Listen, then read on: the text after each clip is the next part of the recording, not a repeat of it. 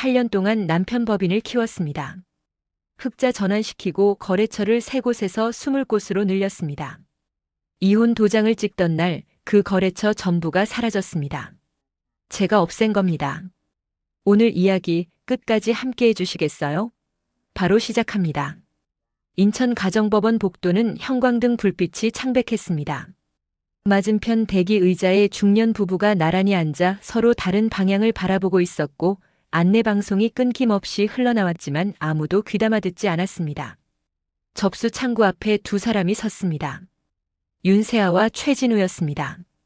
변호사를 통해 서류는 이미 정리되어 있었고 오늘은 도장을 찍는 날이었습니다. 강정숙이 그 뒤에 서 있었습니다. 진우의 어머니였습니다. 법원까지 따라온 것 자체가 이미 무언가를 말하고 있었지만 창구 직원이 서류를 검토하는 내내 그녀는 목소리를 높이지 않았습니다. 도장 찍는 소리가 2번 울렸습니다. 그 소리가 채 가시기도 전이었습니다. 아이고 잘됐다. 이제 좀 사람 사는 것 같겠네. 강정숙의 목소리가 복도에 울렸습니다. 낮추지 않은 목소리였습니다. 어딘가 들으라는 듯 길게 늘어졌고 맞은편 부부가 힐끗 돌아봤습니다. 창구 안에 있던 직원이 서류에서 시선을 들지 않은 채 미간을 살짝 좁혔습니다. 강정숙은 그 어떤 시선도 눈에 들어오지 않는 사람처럼 계속 말을 이었습니다. 이제 제대로 된 사람 들이면 되지. 세아는 도장을 내려놓았습니다. 손끝이 아주 잠깐 미세하게 멈췄습니다. 그리고 서류를 받아 가방 안에 조용히 넣었습니다. 고개를 들지 않았습니다. 숨을 한번 들이켰다가 천천히 내쉬었습니다. 8년 동안 익힌 호흡이었습니다. 진우는 아무 말도 하지 않았습니다. 어머니 옆에 서서 팔짱을 낀 채 먼 쪽을 보고 있었습니다. 세아가 서류를 챙기는 것을 보면서도 고개를 돌리지 않았습니다. 그것도 8년째 익숙한 모습이었습니다. 강정숙이 진우 팔을 건드리며 말했습니다. 나가자. 점심은 어디가? 두 사람이 먼저 걷기 시작했습니다. 세아는 그 뒷모습을 잠깐 바라봤습니다. 강정숙의 어깨가 한결 가벼워 보였습니다. 이혼하는 날 저렇게 경쾌하게 걸을 수 있는 사람이 세상에 있구나. 세아는 그 생각을 하면서 가방 끈을 고쳐맸습니다. 그리고 휴대폰을 꺼냈습니다. 손가락이 빠르게 움직였습니다. 거래처 연락망 앱이 열렸습니다. 8년 동안 세아가 직접 관리해온 목록이었습니다. 국내 거래처 14곳, 해외 바이어 6곳. 법인 명의는 진우였지만 계약서에 실제로 서명하고 미팅을 진행하고 클레임을 처리한 사람은 언제나 세아였습니다.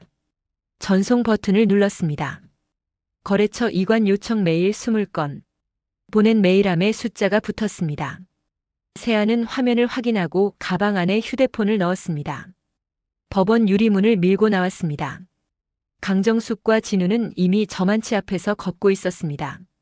그날 오후 2시 진우는 사무실로 돌아와 외투를 벗었습니다. 직원이 조심스러운 표정으로 말했습니다. 대표님, 아침부터 거래처 몇 곳에서 연락이 왔는데요. 진우가 손을 저었습니다. 나중에 해. 오늘은 좀 쉬자. 저녁 무렵이었습니다. 진우 휴대폰이 울리기 시작했습니다. 1곳, 2곳, 3곳. 기존 계약 담당자인 윤세아 대표와 계약이 이관되었으며 향후 거래는 새로 설립된 법인으로 진행하겠다는 통보였습니다. 진우가 화면을 들여다보며 이마를 짚었습니다. 세아라는 이름이 거래처 이름 옆마다 붙어 있었습니다. 8년 동안 그 이름이 회사를 유지해왔다는 것을 진우는 그때 처음으로 실감했습니다. 처음부터 그런 집은 아니었습니다. 세아가 최진우를 만난 건 30살이었습니다. 진우는 작은 무역법인을 막 설립한 참이었고 세아는 수출입 서류를 처리하는 일을 하고 있었습니다. 두 사람이 업무로 처음 연락을 주고받을 때 진우는 꼼꼼하고 성실해 보였습니다. 결혼은 만난 지 2년 만에 자연스럽게 이루어졌습니다. 강정숙은 처음에 나쁜 사람이 아니었습니다. 예단 이야기를 꺼내지 않았고 첫 명절에 부엌에 함께 들어가 전 반죽 쥐는 법을 알려줬습니다. 세아가 전을 뒤집다가 기름에 손을 대었을 때 물을 가져다 주며 괜찮냐고 물어봤습니다. 그런 사람이었습니다. 적어도 처음 2년은 그랬습니다. 변하기 시작한 건 세아가 법인 일을 본격적으로 맡으면서부터였습니다. 진우가 운영하던 무역법인은 설립 초기부터 실적이 좋지 않았습니다. 거래처 관리가 되지 않았고 서류 처리가 늦었으며 바이어 응대가 일관되지 않았습니다. 세아는 자신이 도울 수 있다고 생각했습니다. 처음엔 퇴근 후 몇 시간씩 서류를 같이 들여다봤고 나중에는 아예 회사로 출근했습니다. 외주 번역을 직접 처리했고 거래처 미팅에 함께 참석했으며 클레임 대응 메일을 영문으로 작성했습니다. 결혼 3년차 회사가 처음으로 흑자로 돌아섰습니다. 거래처 수가 3곳에서 12곳으로 늘었습니다. 그의 강정숙은 아들 회사가 잘 된다며 주변에 자랑을 했고 그 자리에서 세아 이야기는 나오지 않았습니다. 강정숙이 아이 이야기를 꺼내기 시작한 건 4년 차였습니다. 처음엔 넌지시였습니다. 요즘 젊은 것들은 왜 이렇게 아이를 안 낳으려 하는지. 세아는 흘려들었습니다. 자기한테 하는 말인 줄 몰랐으니까요. 그런데 시간이 지나면서 말이 달라졌습니다. 5년차 추석 아침이었습니다. 세아는 새벽 6시부터 부엌에서 있었습니다. 전날 밤 손질해둔 재료를 꺼내 하나씩 준비했습니다. 도라지 무침, 잡채, 동태전, 토란국. 강정숙이 좋아하는 것들을 순서대로 했습니다. 기름 온도를 맞추면서 전을 부쳤고 나물을 볶으면서 간을 봤습니다. 강정숙이 부엌에 들어온 건 9시가 넘어서였습니다. 뚜껑을 하나씩 열어보더니 말했습니다. 음식 솜씨는 늘었는데 정작 중요한 건 영 안 되네. 뭘 말하는 건지 알면서도 세아는 대꾸하지 않았습니다. 국자를 놓지 않은 채 뒤를 돌았습니다. 등 뒤에서 강정숙의 목소리가 들렸습니다. 이 나이 되도록 배가 안 차면 뭔가 문제가 있는 거 아니겠어? 문제. 그 단어가 귀에 박혔습니다. 세아는 손이 떨렸지만 국자는 쥐고 있었습니다. 숨을 한번 들이켰다가 내쉬고 천천히 간을 봤습니다. 그날 밥상에 음식을 10가지 차렸습니다. 강정숙은 밥을 먹으면서 친척들한테 말했습니다. 우리 며느리가 음식은 잘해. 그런데 애가 없으니 집이 허전하지 뭐. 친척들이 세아를 힐끔 봤습니다. 세아는 웃었습니다. 웃는 게 제일 쉬웠습니다. 그 뒤로 강정숙의 말은 점점 거침이 없어졌습니다.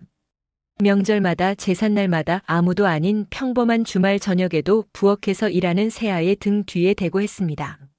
남편 회사 키워줘봤자 자기 자식 없으면 뭐가 남아. 그 말을 세아는 매번 대꾸하지 않았습니다. 진우는 그 옆에서 자기 밥을 먹었습니다. 단 한 번도 끼어들지 않았습니다. 세아가 진우의 외도를 알게 된 건 6년차 겨울이었습니다. 회사 이메일에 잘못 들어온 메시지 때문이었습니다. 세아는 그 내용을 읽고 화면을 껐습니다. 그리고 업무용 파일 폴더를 열었습니다. 손이 잠깐 멈췄지만 파일은 저장됐습니다. 그날 이후 세아는 회사 서류를 하나씩 사무실 서랍에 정리하기 시작했습니다. 계약서 원본, 거래처 이메일 출력본, 회의록, 결제 내역.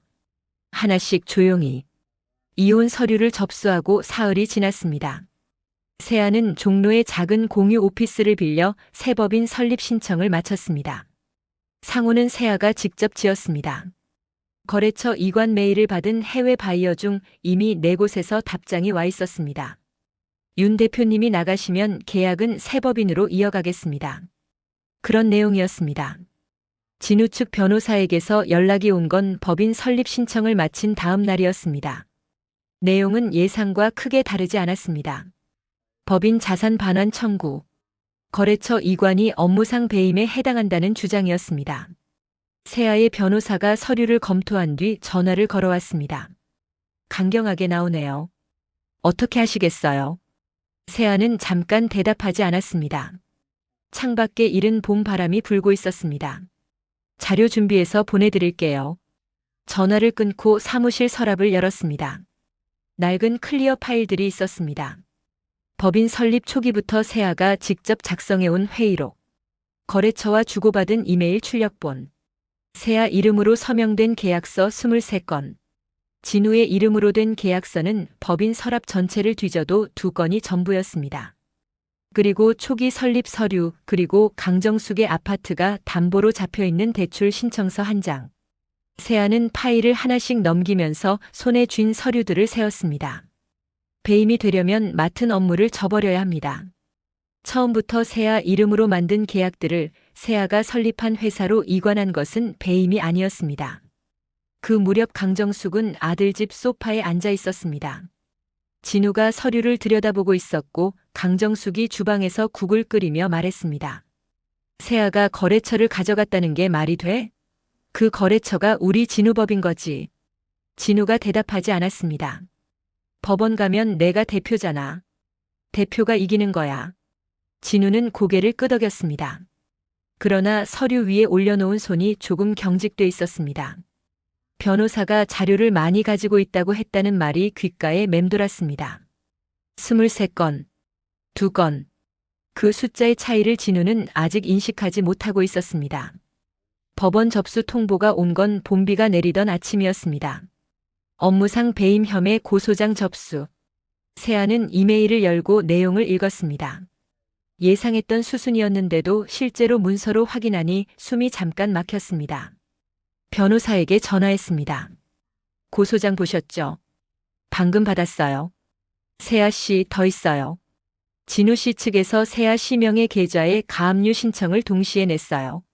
법인 계좌 포함해서 개인 명의 계좌 전부요. 얼마나 시간이 있어요? 이에 신청 기한이 열흘이에요. 출처 입증하면 막을 수 있는데 자료 양이 많아야 해요. 빨라야 합니다. 전화를 끊고 세아는 잠깐 창밖을 봤습니다. 빗줄기가 유리창에 부딪혀 흘러내리고 있었습니다. 새 법인 운영 자금이 묶이면 거래처 이관도 신규 계약도 다음 달 임대료도 처리하기 어려워집니다. 세아는 의자에서 일어났습니다. 서랍에서 클리어 파일을 꺼냈습니다. 책상 위에 펼쳐놓기 시작했습니다. 계약서, 이메일, 회의록, 결제 내역, 세금 계산서, 거래처 미팅을 직접 진행했다는 출장 기록, 항공권 영수증, 현지 호텔 체크인 기록. 그 자리에서 목록을 만들었습니다. 하나씩 번호를 매겼습니다. 손이 멈추지 않았습니다. 그날 밤 강정숙은 진우에게 전화를 했습니다. 가압류 신청했다고. 잘했어. 그 여자 돈줄 다 막아버리면 힘 빠져서 알아서 나자빠질 테니까. 진우가 조용히 말했습니다. 변호사가 조심하라고 했어요. 자료를 많이 갖고 있다고. 강정숙이 코웃음을 쳤습니다. 자료가 뭐 소용이야? 법인 대표가 누군데? 진우는 대답하지 않았습니다. 전화를 끊고 책상 위 서류를 다시 들여다봤습니다. 거래처 계약서 목록이 있었습니다. 진우 이름으로 된 것과 세아 이름으로 된 것의 숫자를 처음으로 비교해 봤습니다. 손가락이 멈췄습니다. 열흘 중 닷새가 지났습니다. 세아는 사무실에서 밤을 보내는 날이 늘었습니다. 변호사와 주고받은 이메일이 하루에 15통이 넘는 날도 있었습니다. 자료를 정리하고 스캔하고 분류하는 사이 시간이 흘렀습니다. 밥 먹는 것을 잊을 때도 있었습니다. 닷새째 밤이었습니다. 자료 정리를 마치고 의자에 기대었습니다. 눈이 뜨거웠습니다. 사무실 형광등이 깜빡거렸습니다. 세아는 잠깐 눈을 감았습니다. 결혼 전에 이 일을 좋아했습니다. 서류가 맞아 들어가는 감각, 협상이 마무리될 때의 느낌. 회사가 처음 흑자로 돌아섰던 날 혼자 사무실에 남아 창밖을 봤습니다. 진우에게 전화했더니 어머니랑 외식 중이라고 했습니다. 나중에 축하한다고 할게. 그 말이 전부였습니다. 그 기억이 이 어두운 사무실에서 올라왔습니다. 세아는 휴대폰을 들었습니다. 엄마 번호가 저장되어 있었습니다. 손가락이 화면 위에서 잠깐 멈췄습니다. 엄마한테 전화하면 뭐라고 하나? 잘 지내고 있다고 해야 하는데 지금 이 꼴로 전화하면 목소리만 들어도 다 들킬 것 같았습니다. 엄마는 그런 사람이었습니다. 딸 목소리만 들으면 다 알아버리는 사람. 휴대폰을 내려놓았습니다. 눈물이 났습니다. 소리 없이 그냥 흘렀습니다. 아무도 없는 사무실이었습니다. 강정숙의 목소리가 귓가에 맴돌았습니다. 남편 회사 키워봤자 자기 자식 없으면 뭐가 남아. 8년 동안 그 집에서 들었던 말들이 한꺼번에 쏟아지는 것 같았습니다. 억울했습니다. 소리 없이 그 감각이 몸 전체로 퍼졌습니다. 억울하다는 말을 8년 동안 한 번도 입 밖에 낸 적이 없었는데 이 좁은 사무실에서 혼자 앉아서야 처음으로 그 감각이 왔습니다. 들어줄 사람이 없었던 것이었습니다. 진우는 아니었고 강정숙은 더더욱 아니었고 엄마에게는 걱정을 끼치고 싶지 않았습니다. 한참을 그렇게 있었습니다. 그리고 세아는 손등으로 눈가를 닦았습니다. 의자에서 일어나 세면대로 갔습니다. 찬물로 얼굴을 씻었습니다. 거울에 비친 얼굴이 부어 있었습니다. 세아는 잠깐 그 얼굴을 바라봤습니다. 그리고 책상 앞으로 돌아왔습니다. 노트북을 열었습니다. 커서가 깜빡이고 있었습니다. 남아있는 닷새 동안 할 수 있는 것들을 하면 됩니다. 세아는 그 생각을 하면서 손가락을 키보드 위에 올렸습니다. 자정이 넘어서야 변호사에게 마지막 자료를 전송했습니다. 이의 신청 자료 일체 송부드립니다. 끝까지 갑니다. 법원 민사법정은 조용했습니다. 창문 없는 실내에 형광등 불빛이 가득했고 방청석은 비어 있었습니다. 진우는 원고석에 앉아 넥타이를 만지작거렸습니다. 정장을 차려 입었는데도 어딘가 헐렁해 보였습니다.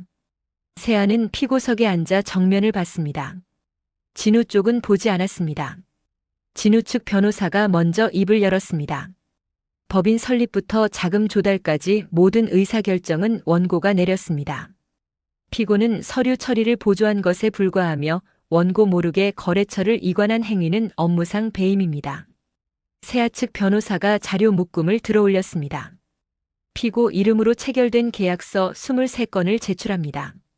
해외 바이어와 교환한 협상 이메일 원본, 거래처 미팅 회의록 전체 출장 기록. 피고가 직접 진행한 업무의 분량입니다.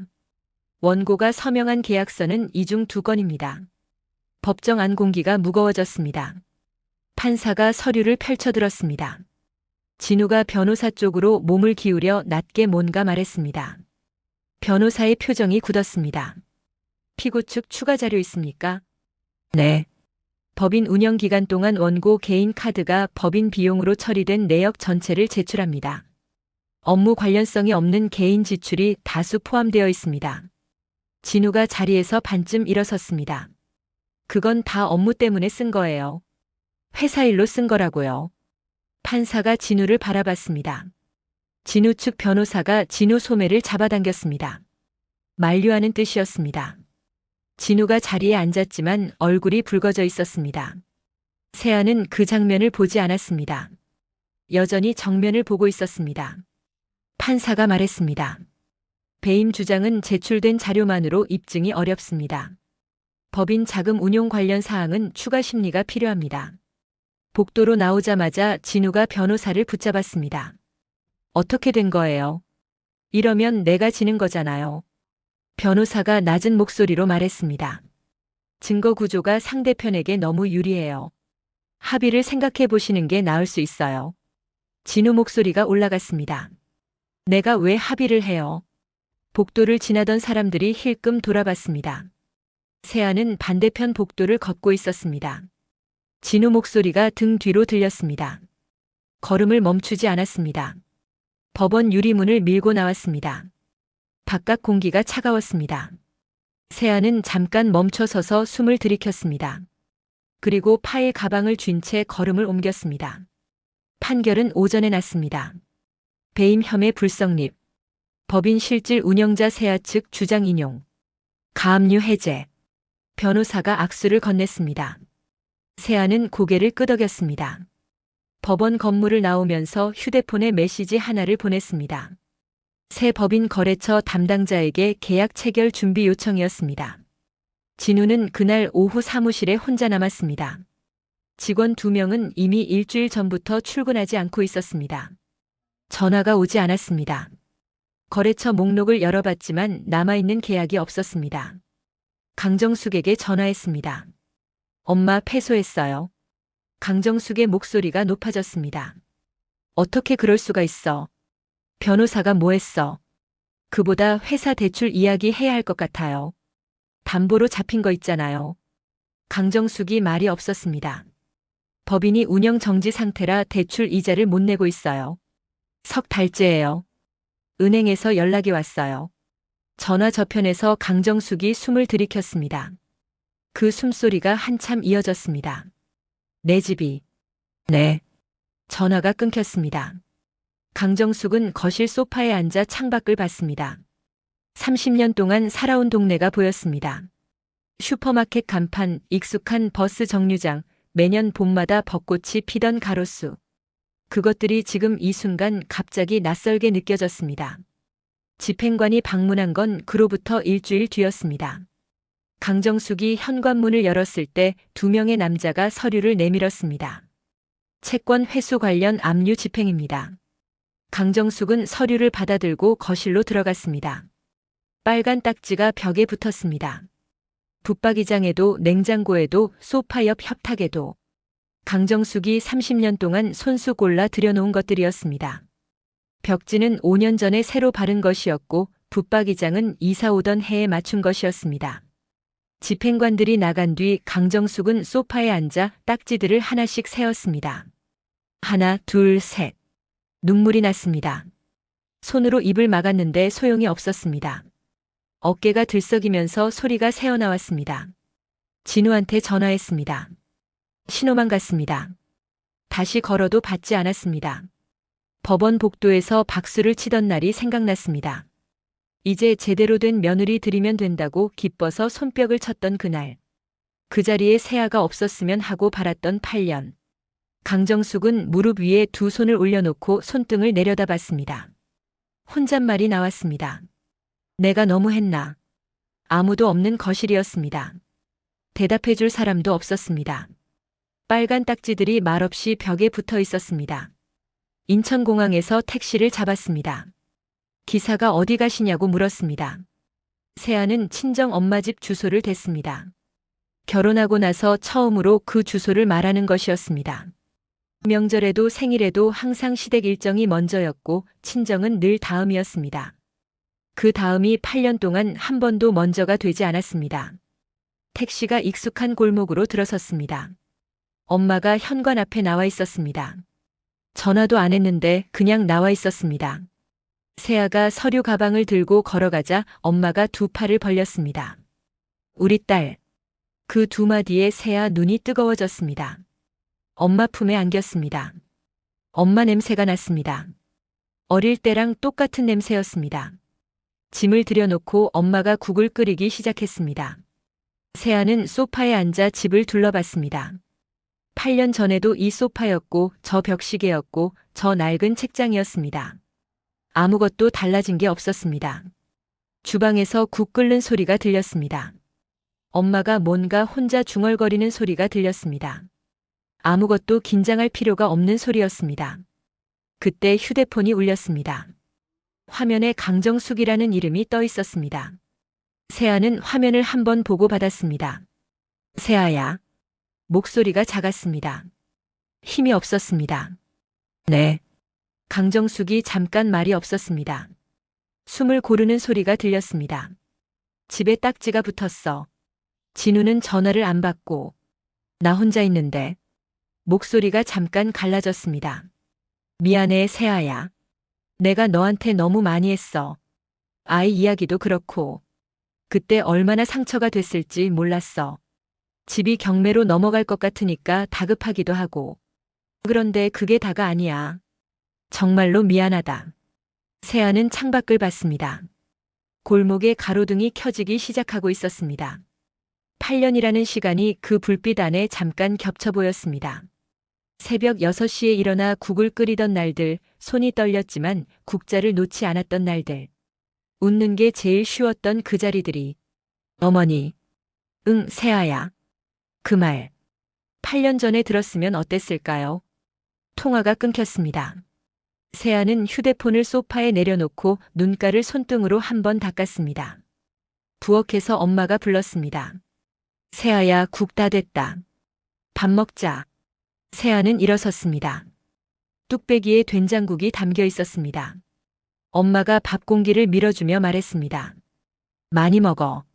우리 딸 많이 힘들었잖아. 세아는 자리에 앉아 숟가락을 들었습니다. 뜨거운 국물이 목으로 내려갔습니다. 8년 만에 제대로 먹는 뜨거운 밥이었습니다.